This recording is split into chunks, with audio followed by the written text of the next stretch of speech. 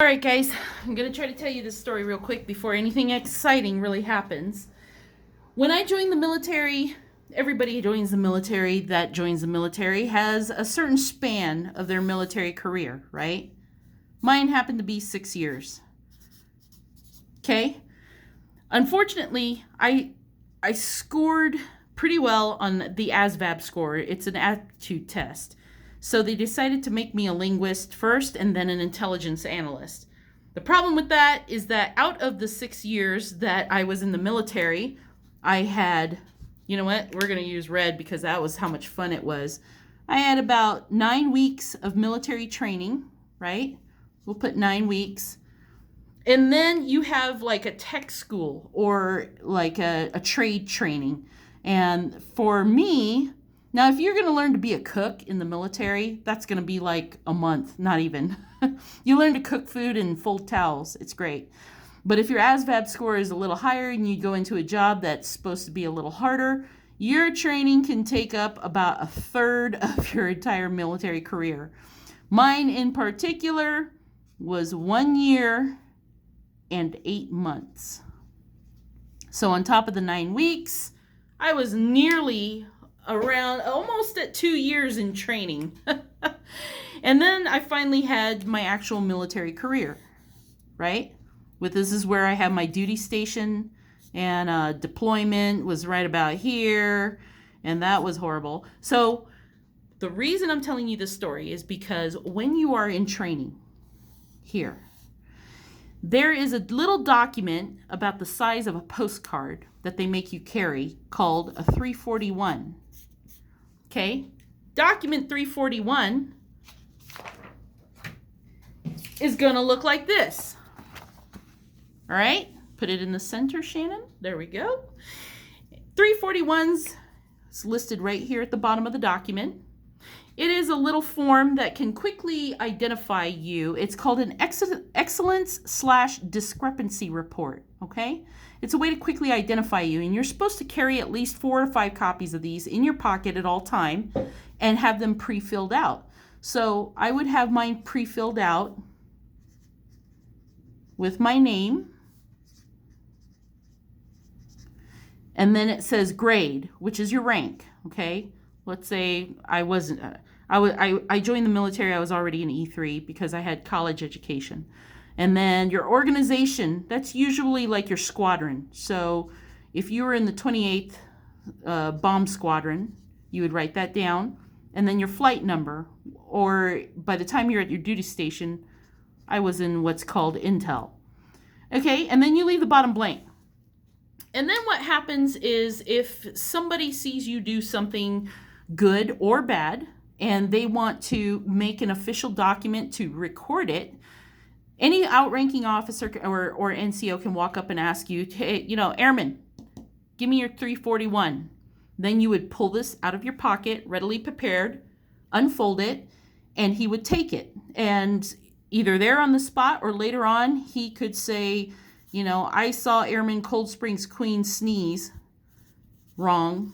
This could be a good thing or a bad thing. And then the time, and then the date, today's the 7th, and the place, bathroom, I don't know why there would be a male officer in the girls' bathroom. But anyways, and then the printed name of the officer or the NCO, who's reporting it, and then their signature, right? And then they would turn this into the bomb squadron's head of intel.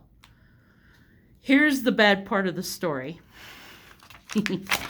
When I was in basic training, we caught on to this little trick where you have 2 cargo pockets on each side of your leg, right? In the right-hand side, we would have 341's with your name, rank, and squadron and all that, right? And if you get a 341 pulled for any reason that was other than negative, you would give them one of these, right? We made 341's with airmen, I'm not going to say names, but say there was a particular airman we didn't like. So we're going to put airmen we didn't like. And we actually put her name on the document. And I think it was like I think we were in the 8th Training Squadron, and we were Flight 797. And if you were caught doing something bad and somebody came up, usually a drill instructor or a TI, they would be like, give me your 341. And that's the little thing right there. And we would reach into the left pocket where we knew we had 341's with this particular airman's name on it. I'm sure this was illegal. But we would give them the 341 for her, and the report would come into our TIs. And she was always getting yelled at, and she had no idea why. I laugh. I know it was a horrible thing to do. It was. But if I did something good and got, do you have your 341, Airman? Thank you so much. And I would just certainly give them mine. Yeah, take 2. But if it was for something bad, I mean, they don't know who I am or what I look like, for real. So I don't know if the drill instructors ever caught on to this. Anybody that joins the military later on, I would highly recommend that you don't do this, because I'm sure it's really, really bad. But we did this. I did it. The question you might have is, did I actually give it away? I did not. I did not have the opportunity. I had these in my pocket and I was ready. The only other person I knew that did were 2 girls that were in my flight. They did give the false ones out, and we did see her get yelled at. And she had no idea, but when you're in basic training, you learn not to argue. You just get down and do the push-ups. And so that happened. The other girls did do it. 2 girls did it, and as far as I know, she got in trouble for it twice. I don't know if it ever got figured out or resolved, but I didn't do it. I would have, okay, I'll admit, I would have done it.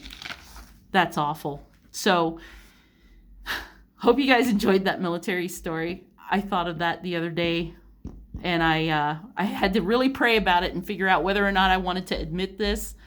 And if you're willing to laugh at it, great. If you think I'm an asshole for it, great. I understand. So, love you guys. Hope you're all loving each other. Hope I made you laugh, and stay salty.